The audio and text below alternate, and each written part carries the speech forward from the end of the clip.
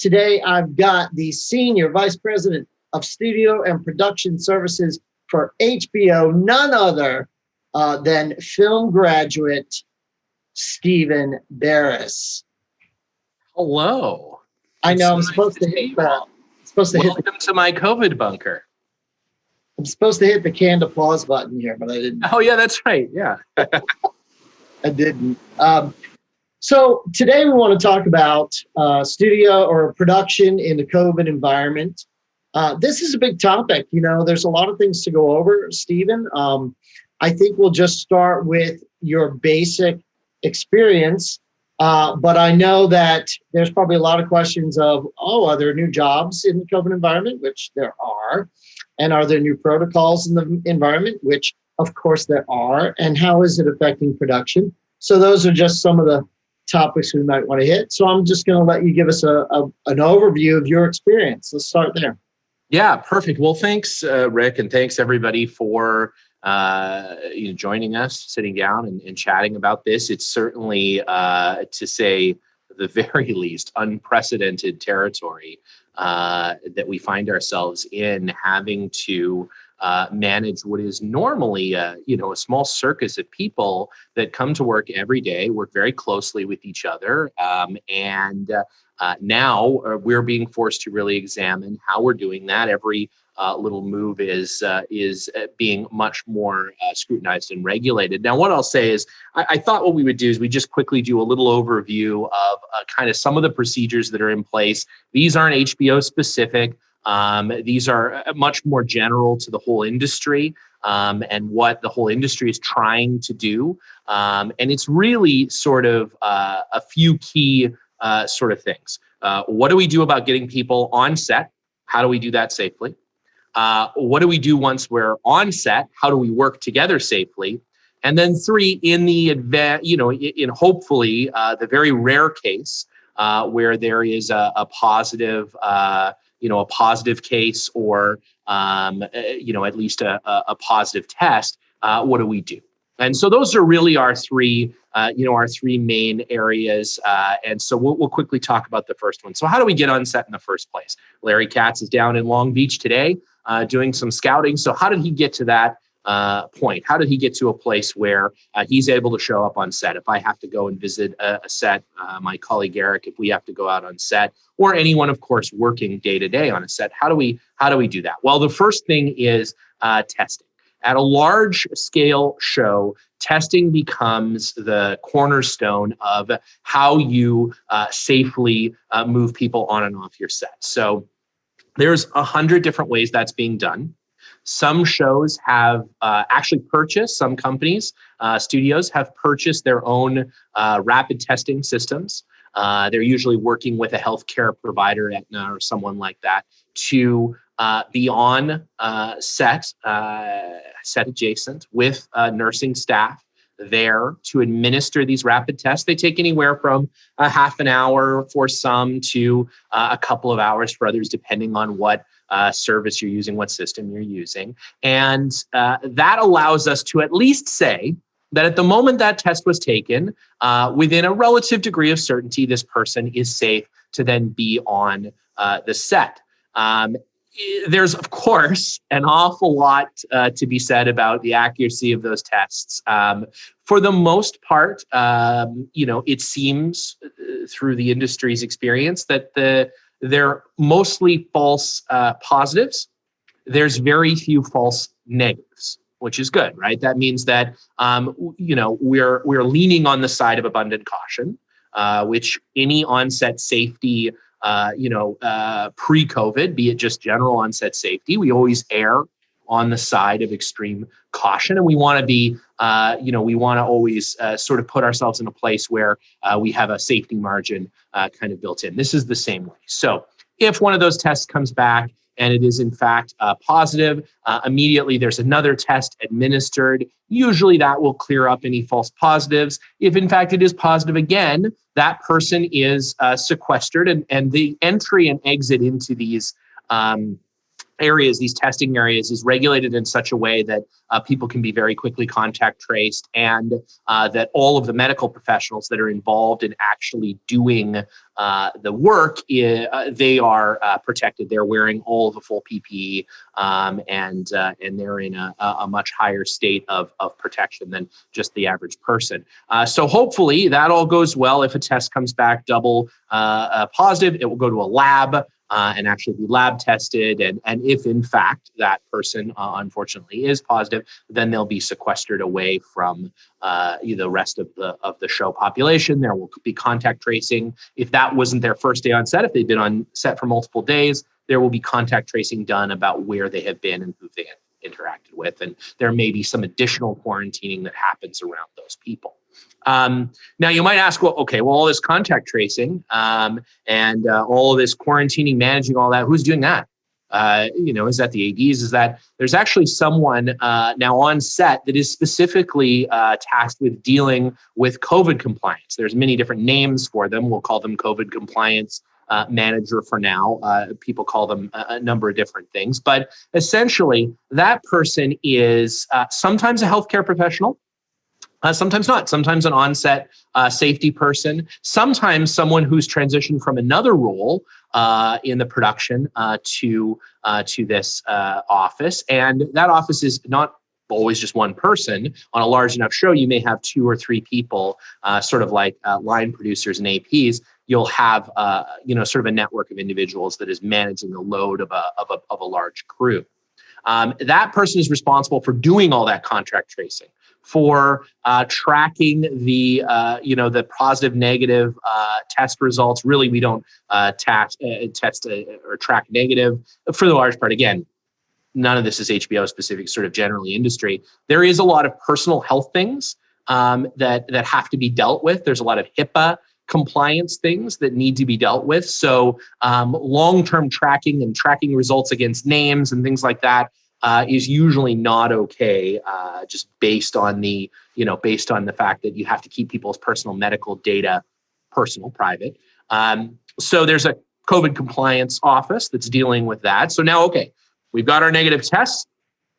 We show up on set. What's next? Well, PPE is traditionally provided on a bigger show. On a smaller show, you'll probably bring your own PPE. Some people prefer to have a filtering mask, KN95 mask underneath a fabric mask. Some people have ear relievers. I would say that next to your gloves and tool belt, that ear strain reliever is a good thing to add to your personal kit, because man, after 8 hours of wearing a mask with maybe only taking it off to have a drink of water or something, the back of your ear starts to get cut up pretty good. So having something, you probably all realize that in your own lives, if you spend any amount of time outside of your homes, that being comfortable in that PPE is really crucial. And not just because you got to work in it, so you should be comfortable, but like everything on set, the more habitual, the more comfortable, the more the part of your day-to-day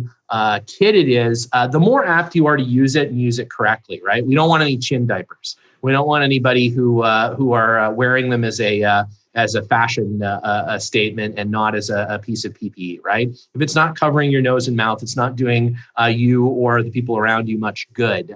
In fact, if it's just covering your mouth, you're inhaling whatever COVID is in the air, and thankfully you're not exhausting it. But for your own protection, make sure that that goes over the schnozzoo. Otherwise, you're going to be in trouble. And again, there are COVID compliance folks on set who are making sure that people are wearing their PPE and wearing it correctly. Depending on how close you are to people who are not wearing masks, that's primarily talent and almost entirely talent. You'll probably be asked to wear a face shield. And depending on how much equipment you're interacting with, and certainly if you're interacting with actors, makeup department, costume department, potentially sound department, folks that have to mic people up, you'll be wearing gloves as well. And you'll be required to take a little glove tutorial, because wearing one set of gloves to the grocery store, touching everything in the grocery store, and then touching everything in your car, and then touching your face, those gloves are not doing any good. So it's about constant glove changes. And if you look at how gloves are used in hospitals, in between each patient, there are glove drop stations where they manage cross-contamination. And that's really something to think about with PPE is are you cross-contaminating and things like that. Changing out can masks every day is really important. A mask does not last forever, and it accumulates virus and it accumulates dirt and junk and things that can make you sick that aren't COVID if you're not constantly changing out the mask or sterilizing your fabric masks and probably sterilizing your fabric masks. So, that's a little bit about the PPE stuff. So now, okay, we're on set, we're gloved and masked and shielded. So what's next? What else is different? Well, we have to think about when are the times that we have to expose our mouths to the rest of the world. Those times are when we're eating and we're drinking.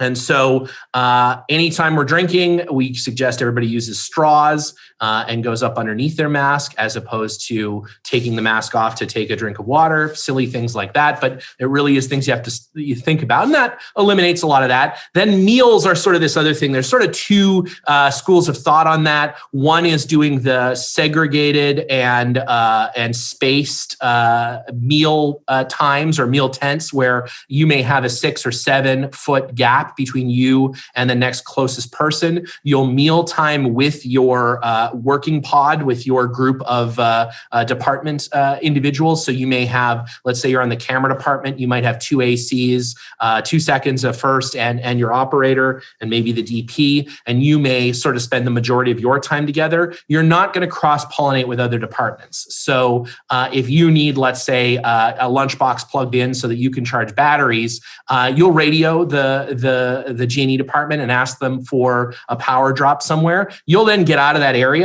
They're going to come in. They're going to do that power drop. They're going to leave. They're going to radio you and say, "Okay, your power is good. You can go nuts." Whereas normally, of course, well, you just walk over to G&E and ask them, "Hey, can I get a lunchbox dropped here?" They'll saunter over. You'll chat a little bit about whatever was going on in the world the night before, and it's no big deal.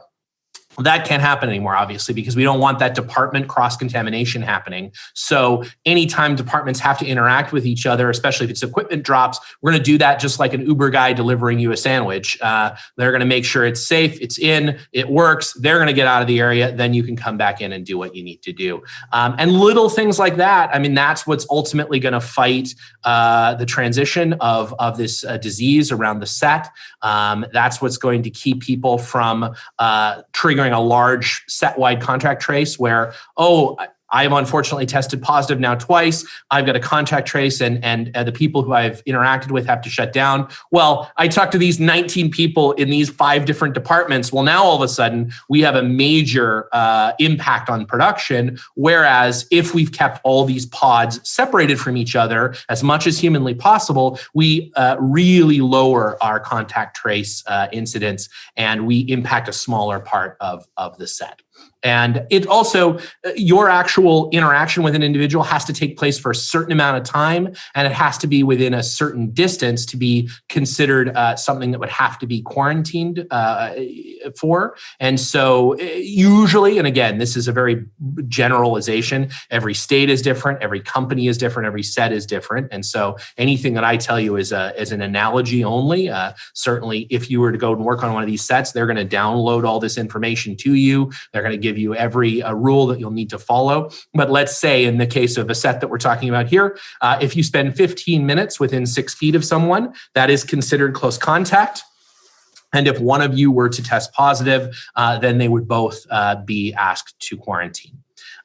So now we've gotten through, we know how to get meals around. The second way to do meals is prepackaged, and they'll be delivered just like Uber to your working pod. Normally the set is now divided into sort of working spaces. So each department has their own little encampment. That's similar to what we've done in the past. We're just spacing them out a lot more now. We're also doing that with the way that we're constructing our sets. We're sometimes getting more space because we need more space between things, and we don't want people clustering close together. We don't necessarily want the sound guys just nestled on the other side of a wall across from where actors are. We want to put them farther away and things like that. So we're doing that. And we're delivering meals sometimes to those pods. The sort of the last not the last thing, but one of the sort of significant things that we're doing is spending less time on set.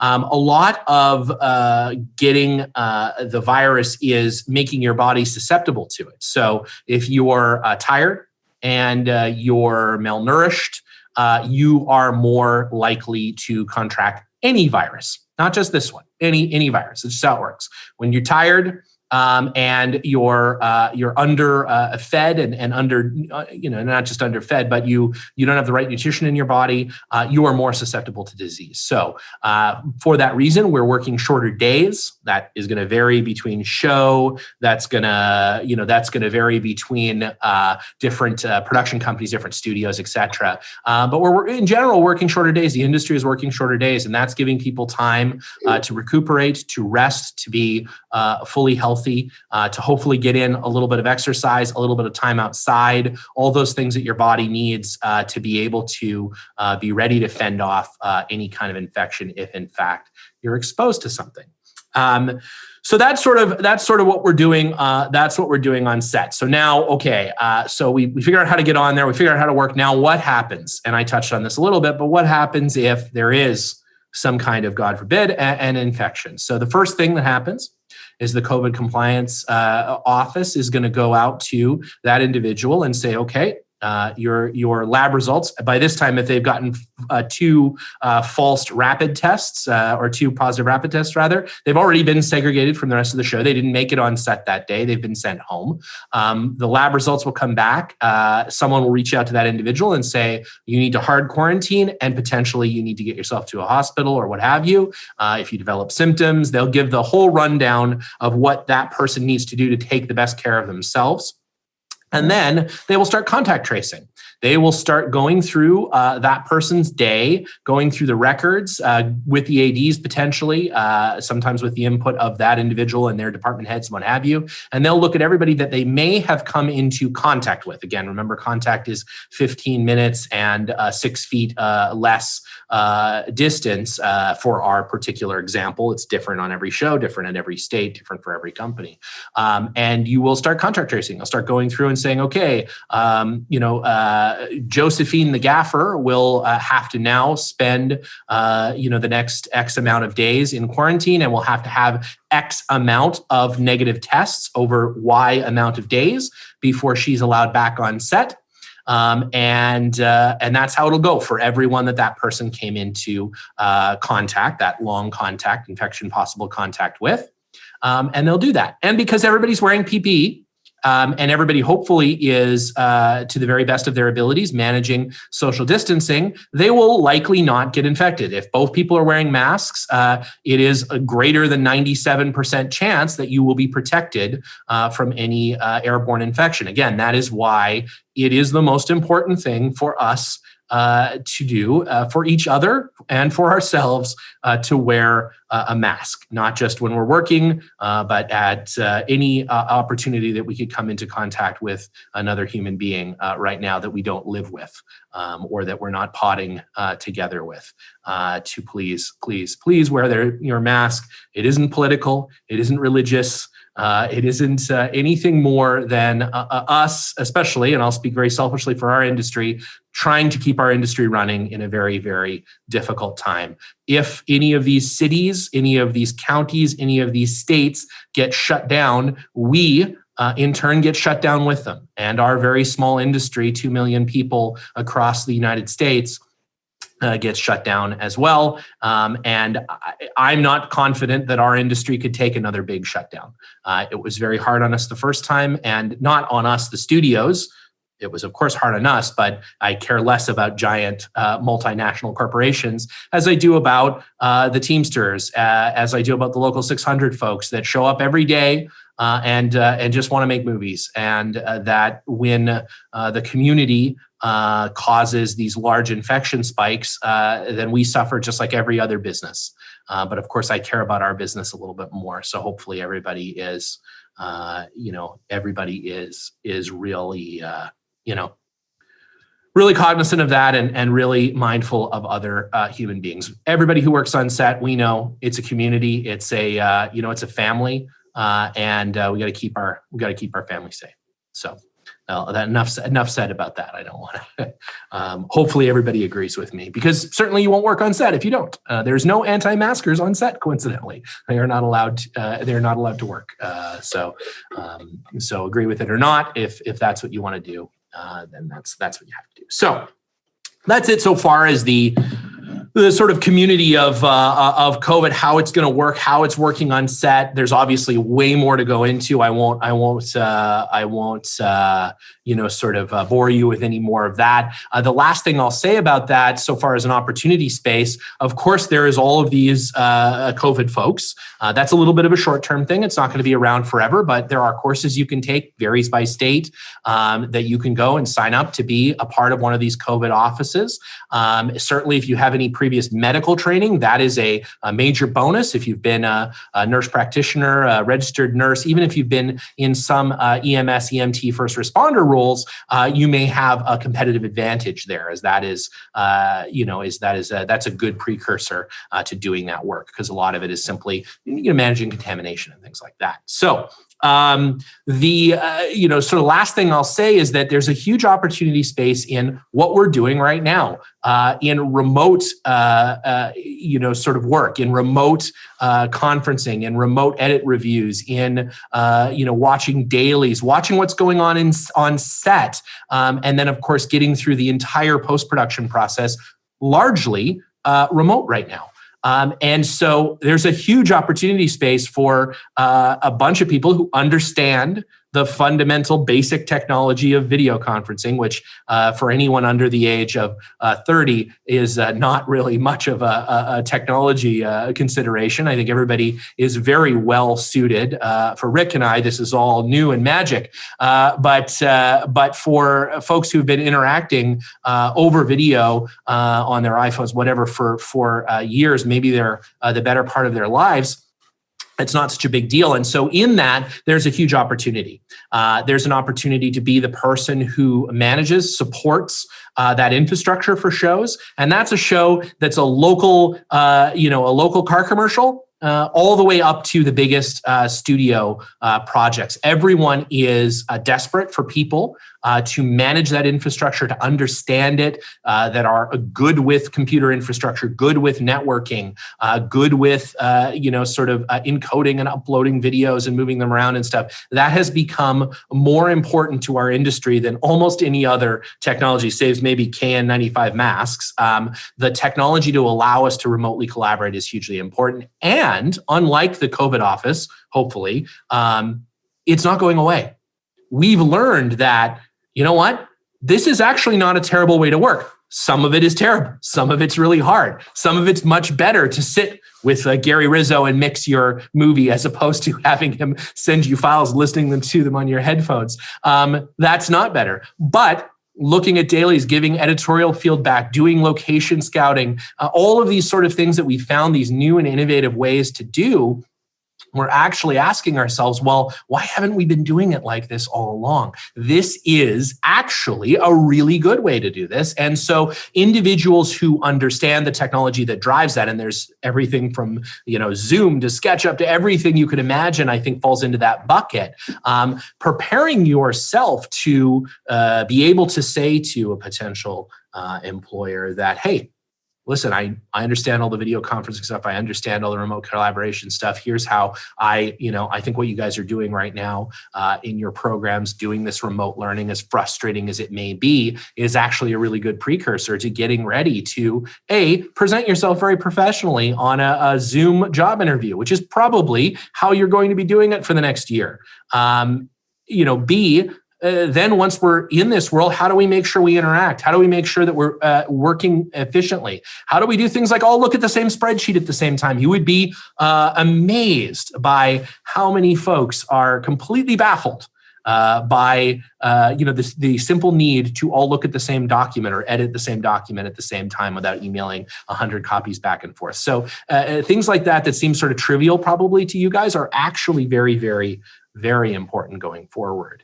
I think that kind of covers the scope from, sort of how are we dealing with it to what are we doing going forward, what's going to stick around and what's not. So So Rick, do you want to open up to questions? I haven't really been looking at the chat. I don't know if there's good stuff going on there. I have been answering questions as quickly as my hands can type them.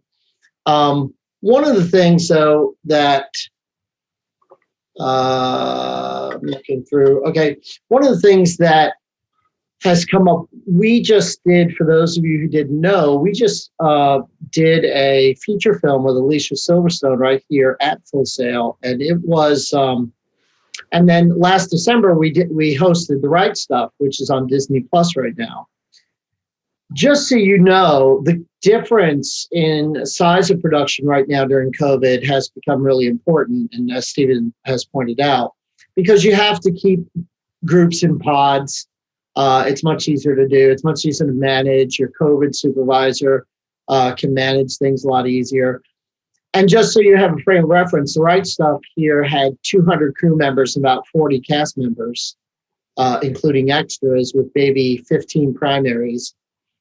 With COVID now, the Alicia Silverstone movie was 40 crew members, 2 primaries that were most of it, and just a handful of extras, maybe 10, that showed up for one day only. Whereas with The Right Stuff, the extras were here every day. Yeah. And food on The Right Stuff, though it was so much better, was buffet style. That's not happening anymore. Yeah, that's never happening again, probably. Everything is sealed. Yeah. Right. So a lot of the questions were, big questions, or big productions versus small productions. Yeah. But one of the things that did come up for me was unions and union requirements regarding COVID. One of the stricter unions, of course, is going to be SAG. And when we were hosting that Alicia Silverstone shoot, I had to submit our HVAC, air turnover time, size of the system, how often is it cleaned, all those kind of requirements. Yeah. When talent walks through the hall, you know how you yell points when you're carrying something big through? Yeah, right. So you have to yell talent, and everyone has to spread a 10-foot margin so the talent can walk through. Yeah. Can you give us a little more insight about how has it been dealing with unions with regard to COVID and that? Yeah, well, I mean, and here's the thing. I think you're exactly right, Rick. And it makes sense that SAG, and that is absolutely right. They are very engaged, and they are because they're the workers that they represent are required to be on set without masks. In almost all cases, I believe that most production is going on camera without masks because, although it's not impossible to have people with masks, certainly commercials are doing that to represent the need to wear masks in public. But for the most part, it's fair to say that those individuals won't be wearing masks, and therefore they are the sort of the most susceptible, if you will, or the most at risk. And so they're union is going to represent that appropriately. And as with anything in film and television production, we work very closely. We have a great partnership with unions, and anything from IATSE to the Teamsters to SAG. And so, yeah, it's been a big group discussion to get to where we are now. And again, different for every union, different in every state, and sometimes in every county. Because, for instance, here in Los Angeles, we're under a completely different level of restrictions than our brothers and sisters in New York are. They're under a little bit lighter set of conditions in some cases. And then, of course, there's also, as you mentioned with talent, there's moving talent around the country, right? Not everybody lives where the production is being shot. And so you end up looking at the travel restrictions and what do we need to do for testing before that person gets on an airplane and then testing after they get off an airplane. We listened to a really interesting lecture from some of our colleagues at Cedars-Sinai Hospital here in Los Angeles. And they made a really interesting point about commercial air travel actually being safer in some ways than private air travel because of the type of filtration that is in a commercial aircraft, and the mask requirements and what have you. But they cited this study that airline workers are actually at a lower, they've been exposed to less, cases of COVID somehow than other professions. And one would assume that they would actually be much higher based on the nature of being sealed up in a metal tube for a number of hours. But because of what the airline industry has done with filtration, it's actually quite safe, which is strange. I wouldn't think that, but that is, and there's a study that I can share with people if they're interested that sort of speaks to that. Again, if everyone is wearing masks and is applying the appropriate, the airline is applying the appropriate social distance to that aircraft, it can be very safe. So New York, for instance, and I don't know what it is today, I haven't looked, but has gone to a system of tests, then travel, then more tests, and that will allow that quarantine window of 14 days to go down to a certain number less or no days, depending on the state you're going. So understanding the pre-production of a show is maybe more important now than it's ever been. It's always been probably the most important, but the emphasis now on moving talent and making sure that you have enough tests and everything like that, all that pre-production health safety stuff is super, super, super important now. So one question, I just have to give it to you, non-COVID related. Mm-hmm. Daniel wants to know what are the lenses in the background there that you have? Well, I think, what are they? Let's see. Let's take a look. They're a variety of Canon EOS lenses, and I'm trying to remember, are they real or are they copy mugs? No, these are real. Those are real EOS lenses.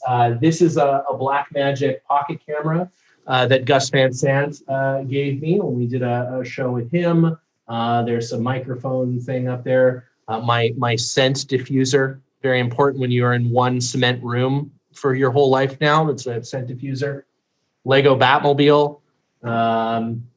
This is the Ghostbusters particle wand, a little model of the fire hall.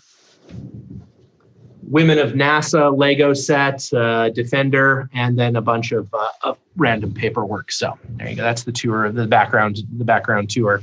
There's 15 feet of office in front of me that has all kinds of random stuff, and there's a whole shelving unit over here. Kenny Beaumont, who I teach my class with, or Kenny, I teach my class with, keeps bugging me that, like, oh, you talk to the big fancy Hollywood producer, you've got like Lego sets and stuff, like, where are all the trophies and everything? So I set up a special camera that's just trophies, just this whole cabinet. It's all trophies just for Kenny. So it could even be a different place. You don't know. It could be anywhere. So that's, here's a funny thing. My son is on this movie, this shoot. Mm-hmm. And he wrote me the other day that the director showed up with Legos and mapped out the set and the acting with Lego people. Mm-hmm. And Legos, which was really to him very funny. But then Alicia Silverstone's kids were on set wondering why they were Legos and could they play with them. And no, you cannot. They belong to the director. Oh, those are the director's Legos. Well, my daughter and I are big Lego fans, big advocates of Lego. There's on the 15th of November here coming up this coming weekend. There's a Land Rover. I already have Land Rover. There's a Ghostbusters Ecto 1 Lego set, a big giant one like these are, which unfortunately hits me right in the spot where it doesn't matter how much money it is, it has to be purchased, because the crossover of Ghostbusters and Lego is just too. I can't say no. Over there is a scale model of the fire hall in New York made of Lego. I have a number of things. I'm going to pivot. I'm in the process of renovating the back of my office. So maybe next webinar we do, certainly not tomorrow, but in the future, you'll see the new backside of my office full of all kinds of random junk. This NASA jacket, coincidentally, was given to me by my very good friend and our new Arizona State Senator, Mark Kelly. So wow, that's awesome. Huge congratulations to Mark Kelly in Arizona for being only the second astronaut elected to the U.S. Congress. That's amazing. It is, after John Glenn. So hopefully Mark does as much for the Congress as John Glenn did. So very cool. So Rachel has a question, and this is a really good one.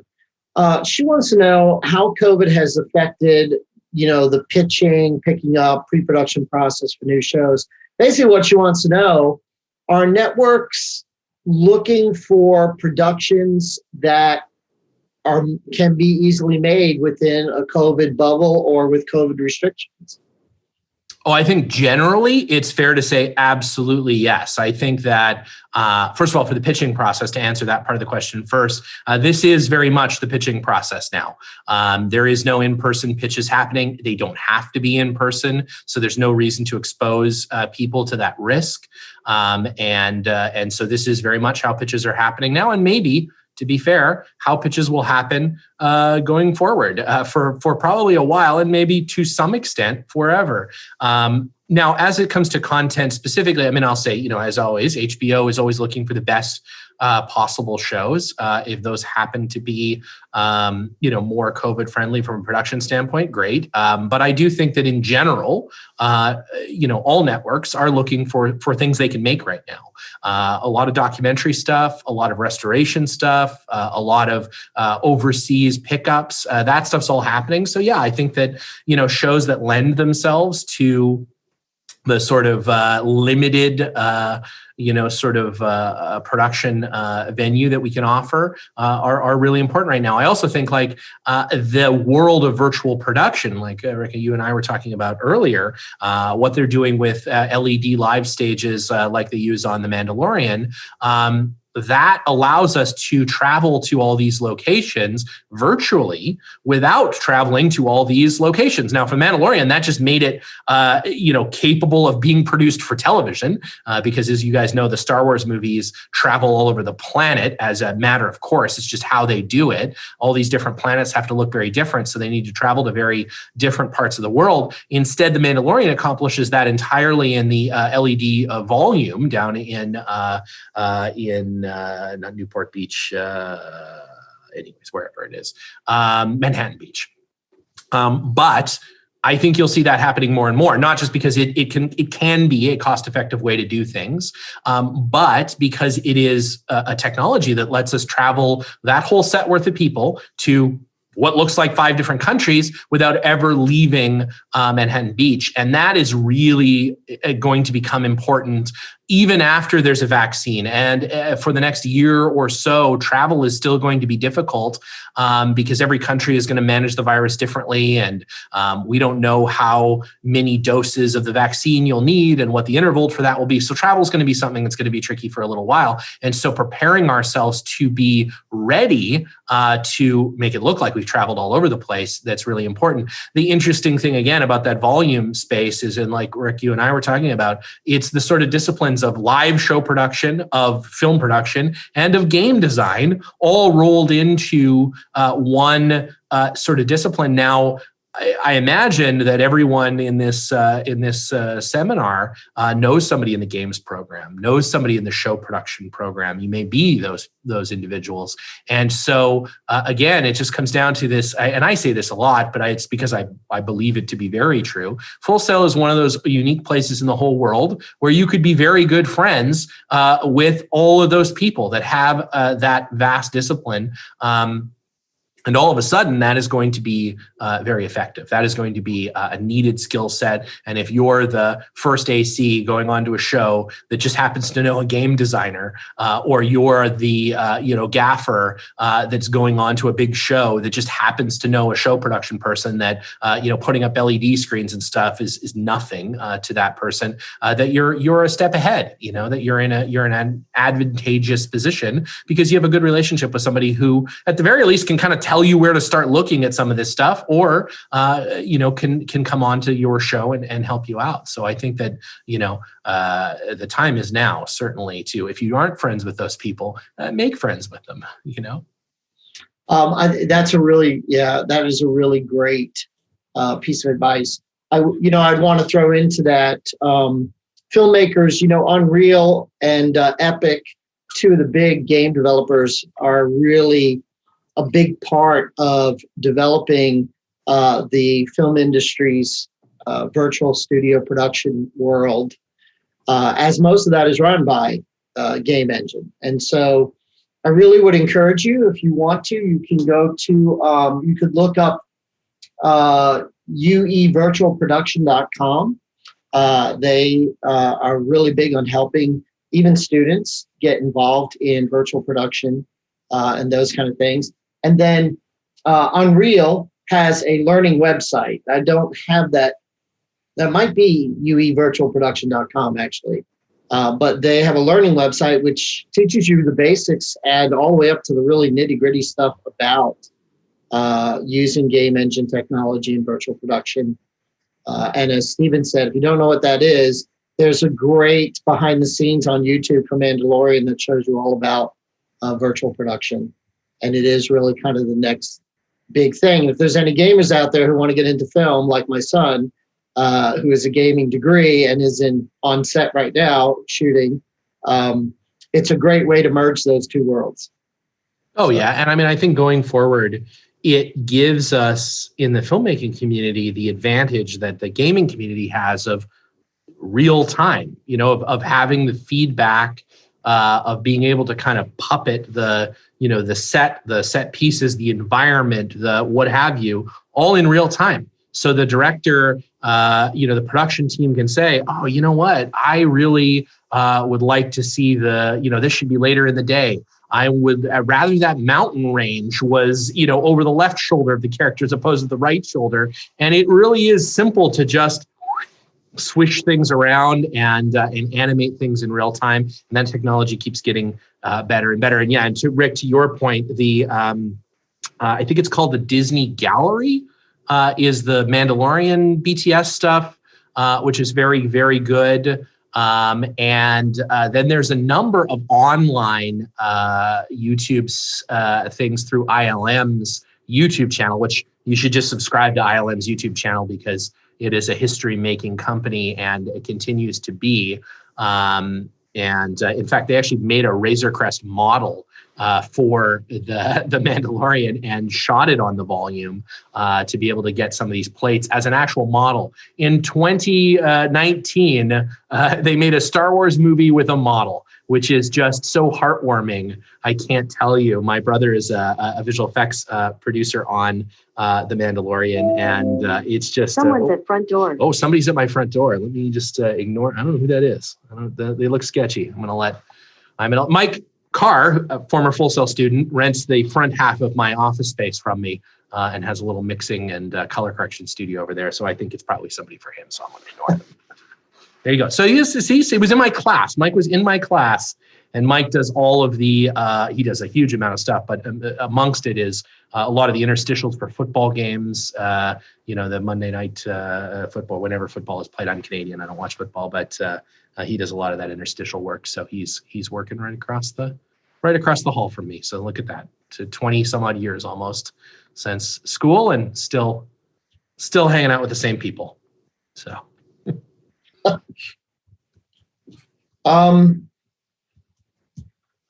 One person asked, and I'll pause for this, and then because the COVID questions are slowing down just a little bit, which is totally fine. One person asked if you could go over how you got to be the senior vice president of HBO. Yeah, a contested election. No. I can't help it. I can't not make an election joke. I'm working, and Rick knows this of me. I'm working extremely hard to not make any jokes about it as badly as I want to. So basically, and I mean, a good way to kind of look at it is,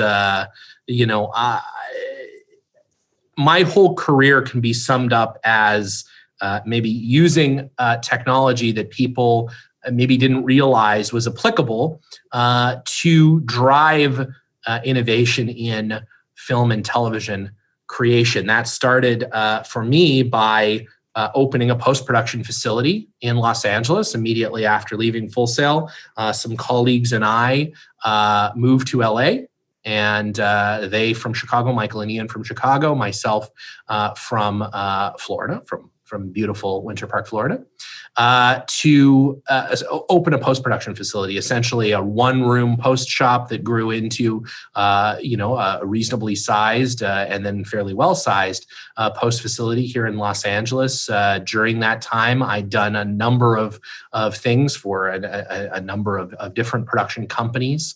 I did a small run at a place called Photochem, where we more or less invented the concept of on-set dailies production, and worked through that. And then at some point, some folks from a show called Game of Thrones, which at the time I had no idea what that was, said, hey, HBO is developing this show. They want to shoot in Northern Ireland. There's no film labs there. We are told that you know an awful lot about digital cinematography, about the workflows around that, about the technology that goes into it, and that you've had a lot of production experience. Are you interested in sort of coming and helping us figure out how to shoot this? And so I don't know, maybe a couple of months after that, I was on a plane to Northern Ireland, quickly reading the entire first Game of Thrones book, so that by the time I landed, I knew what the heck was going on. And that started what now is, as of February, was a decade-long journey here at HBO to infuse technology into the production process. And ultimately, now I run the operations side of production, but that is, let me tell you, very heavily technology. Every day we have some new gadget that Eric and team are working on. But, fundamentally, it was being the person to a certain extent that had that little bit of extra knowledge about the entire business of filmmaking, and that a lot of that comes from my film school education, but B, also understanding how some new technology that isn't designed for the film industry could apply to our industry. And then, now I just sign people's vacation requests, but largely it's also about, and I think this is fundamental, is being a really good communicator. It's not enough to just know what you know. You have to know what you know, but you also have to be able to represent your ideas really well, very succinctly, very concisely, be a clear communicator, and don't be afraid to communicate. The worst thing that can happen is that somebody's going to ask you to leave. But if no one knows what you could do or why you're there, you're probably going to ask you to leave anyways, because it's weird. You're just hanging out.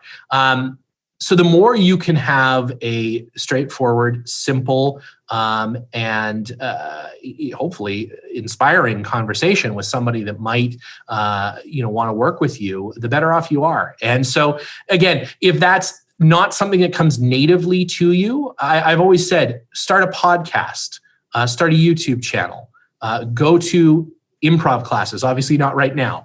Join an improv troupe, join a local theater troupe. Why? Not because you want to be an actor, but because it teaches you to, if you are not natively outgoing, to imagine a world in which you are. Imagine a character that is outgoing, that is looks and sounds an awful lot like you. And I think that's the first step, right? Is that you have to get to a place where people want to hear what you have to say.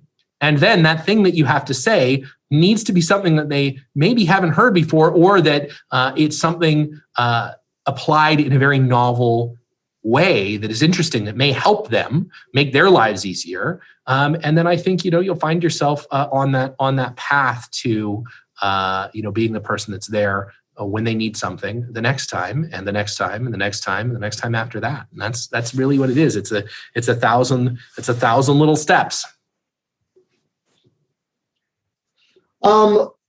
Wesley wants to know if you have any advice in, especially in the COVID period, in starting up your own film or commercial production company.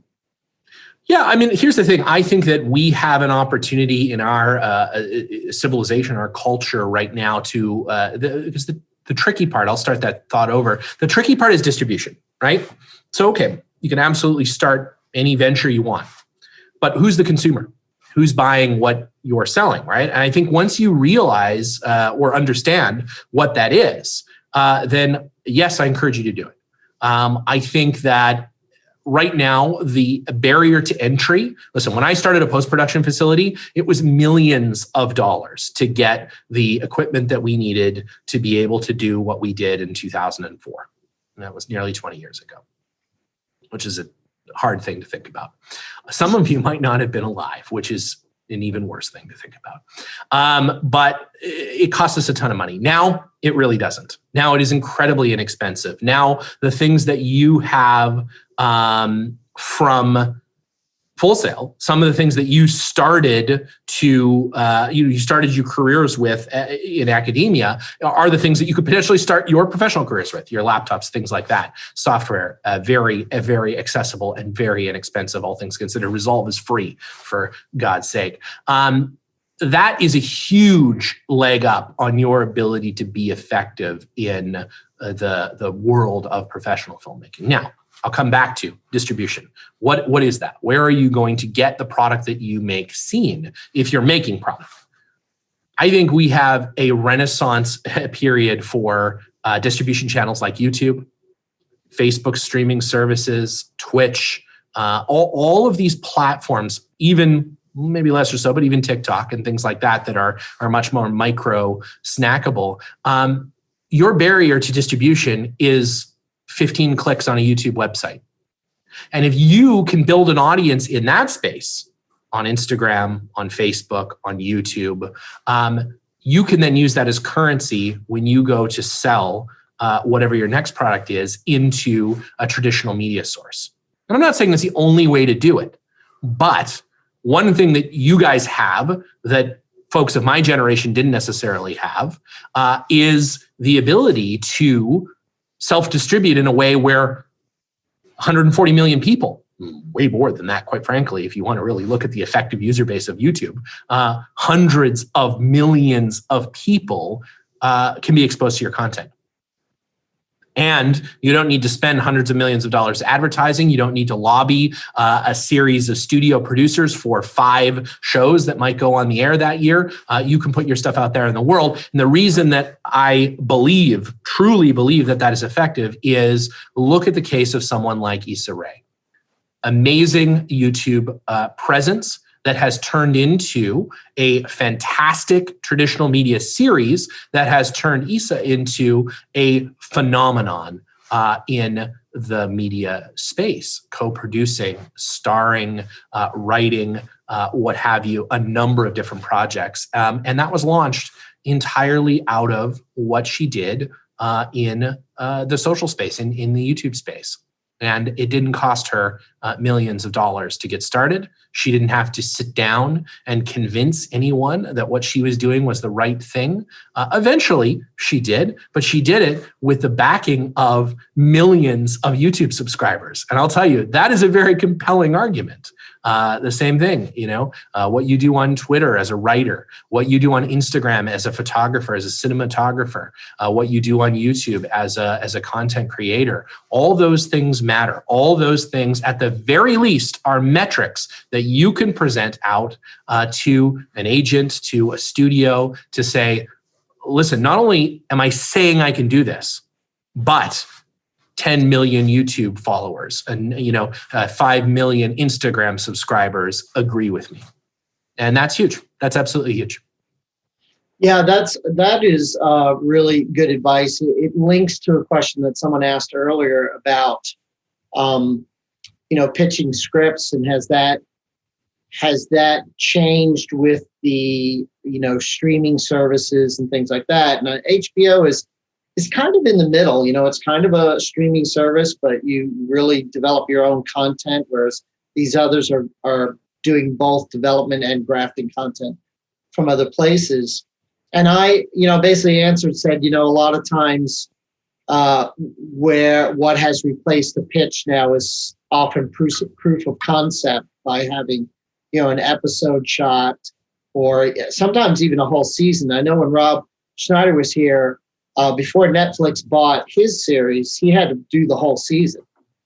And then they bought it, and then they paid for a second season for him to produce. Yeah. So a lot of times the YouTube thing and getting those followings together really the way to go. And I actually spend time, right now I kind of do it pro bono, but I have a lot of people, I would call them clients, that I coach with regard to developing an online presence. And you'd be surprised at how it's not a simple thing to do. Someone in the chat pointed out, you really have to understand the system and how to work. And consistency, I think that's the number of YouTubers that come out real strong and are consistently developing and putting content out there. You see them, they gain traction, and then for whatever reason, and a lot of it is just your life changes, whatever, they start to lose that consistency and they very quickly stop growing. And then you look at someone like Casey Neistat, who's been doing this for, a decade or more. They can do one video a month because they have, tens of millions of subscribers, and, they get millions of views on every one of their videos. So consistency isn't as important for them. But just starting out, consistency, and as we all know, it's all run by the great YouTube algorithms and that sort of business, but consistency is still the number one thing. And, having subscribers, making sure it gets likes, all that sort of stuff is very important, but consistency, there's got to be something there to subscribe to. There's got to be another video to like. So if you don't have that, if you put out one great video, don't expect huge performance on that. If you put out one great video a month, you're going to do much better. One great video every other week is probably enough. Doesn't have to be every single day. Certainly if you're looking to be a YouTube personality where the sort of vlogging thing is what you want to do, that's much more of a talent play. That's not really the sort of filmmaking approach, but that is probably an everyday commitment. And so unless you're sort of ready to hit it with that kind of vigor, maybe while probably also having a full-time job, it can be really hard work. But consistency is the most important, even if it means banking 6 months of material and then putting it out over the course of the next 6 months to just make sure that you have a consistent flow, through your pipeline. Then you got to. That's what you have to do, and it is really tricky and it is tough to be seen. But again, great content is always found, and it's whether it's found and shared and continued to be liked and pushed up is the next thing, right? It's like you'll find a group of people that'll subscribe to your stuff, they'll love it, but then turning that into a real audience, well, that's the trick. That's where it takes a bit of talent to do it. And if you stay committed to it and you are talented, then you'll go. It's been, sort of proven that is an effective model. Not the only one, and not right for everybody, and not a guarantee. Nothing is, but it's something again that I'll say. I never had access to something like that. I and many filmmakers of my generation just didn't have access to something like that. It's just amazing that is here now, and in a place where you may never make the leap to mainstream media and be far more successful than a good portion of people who consider themselves mainstream media content creators. Again, I'll look at the most outlying example, people like Casey Neistat, where they are extraordinarily well taken care of. And their entire world exists inside of the non-traditional media stream. A lot of that is sponsorship. A lot of that is, all the things that creators need to do to find revenue. But that is that's an exceptional example of that working very well in a way that it might not have worked as well in traditional media. I think it's fair to say the old adage, it's who you know, has changed to it's how many people know you. Yeah. That's exactly right. Yeah. Well, and there's a question about sort of like meeting people and making those connections when people are very busy. And I certainly struggle with that, right? I would love to be friends with everyone, all 76 participants in this call. But my schedule doesn't allow that. So I think it's about how do you connect with people in a way that, you're making a meaningful impression without, bothering that person or it being an insignificant, sort of interaction. And I've always said, look at people like editors, cinematographers, gaffers. They don't have a big fan club. They don't know, nobody knows really who these people are. And so making a connection with them on the level of their work, where you can demonstrate that you understand what they do, the contribution that they make to the piece of media that they're making, is really important, because that sticks out to people. When you could, you can reach out to an editor and you can say,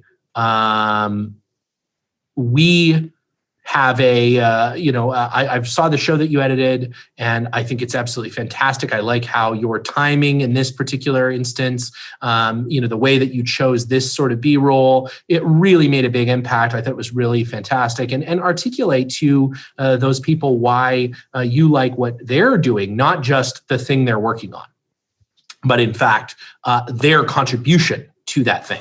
Everybody likes Game of Thrones. Almost everybody. There are a few people that don't. Most people are wrong. But can you recognize an individual's contribution to that episode of Game of Thrones? Can you call that out to them in a way where they say, oh, wow, that's remarkable. That's really, well, thank you. I appreciate that. And the thing is, it's scary maybe, but those people are pretty easy to get a hold of. They're not difficult to find their email addresses and things like that, because they need work. They want to work as well. And those are the people who are going to recommend you as a PA, recommend you as an assistant. It's not going to be the director of the show. It's not going to be anyone at the studio. That's not what we do. It's going to be those department heads. It's going to be their keys. It's going to be the first ACs. It's going to be, the key grips. It's going to be those sort of the bests of those departments. It's going to be those people that are going to say, oh, okay, we need an extra hand for this day. Oh, you know what? There was this person who pinged me. They're just kind of coming out of film school. They seem really into it, and they seem to have a pretty good knowledge of what's happening. Why don't we give them a shot? Send them an email, kind of a thing. So now, right now during COVID, maybe that's a little bit harder to do, but certainly that will not last forever, and things will go back to normal to a certain degree. I have two questions if we have time, and I'm looking to Jim to kind of tell me where we're at. One is a really great question about marketing, where the question is from Luis, and it says this.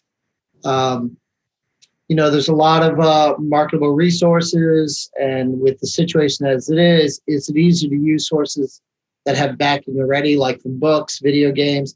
And really what the question comes down to is with the way it is with, actually I'm confusing two questions here, same person though. The first question is this: has it become more or less difficult to front productions because of the theaters being closing and having everything to go to streaming services? Now, you being at HBO, that's really not impactful to you, but it has been impactful to the film industry at large. Well, massively impactful. And from a distribution standpoint, I don't really know. That's not my side of the business, but I think it is definitely changing people's opinions on what can be on streaming media and how it can be successful there. I more desperately, or at least as desperately as everyone, want to see a return to theaters because there is a magic there, not just the big screen and the big sound that that is important, absolutely. But also the sense of being in a room with a bunch of people experiencing this great thing together. That's a pretty important, part of our culture. And it's certainly a pretty important part of consuming, a film. And so the sooner we can get back to that, the better, but it is going to be a while. And these theater chain companies are going to have to figure out how to weather that storm. Some of them are doing things like small theater rentals and a less expensive way to rent the theater. So at least there's some revenue coming in. But, honestly, it's not going to be until people can all be together that it will be really safe to go and do that. But in the meantime, some of these great films are coming direct to streaming, direct to consumer, and are doing well. I think that, the Trolls movie, Mulan, a few of these have done well. I don't think that will be the only way that those types of films are distributed once theaters are open again. I do think people will be really desperate to get back to the cinema as soon as that's safe. But in the interim, at least we have this. And I think that, it may be another route for those type of films, something that would otherwise maybe not find a giant audience in the cinema, might find a great audience direct to consumer. And so it may ultimately create another path for some of those films. And I apologize, Rick, but I am over, and I need to go on to my next thing for the day. That is okay. I have a next thing too. But thank you, Stephen, so much for being here. Really, really, really appreciate it. You are always amazing. I miss seeing you in person, buddy. But as do I, Rick. Soon, I hope. I have to give you kudos, though. Your beard is not showing the typical COVID face mask. Yeah, well, it's significantly shorter than it was only a few days ago, as it was time to look like I didn't live in a cave. So we did a little bit of landscaping on the upper area here, so that we get a little more camera ready for this week's events. So, all right. Well, listen, I'm gonna put. Hesitantly, Stephen, we'll say goodbye to you. All right. See you all. Thanks for joining, and everybody stay safe, and we'll hope to see you in person one day soon. But I appreciate everybody coming. Thank you so much, and hope to see you more in some of these virtual experiences, but hopefully back in the classroom soon. All right. Take care. Thanks again.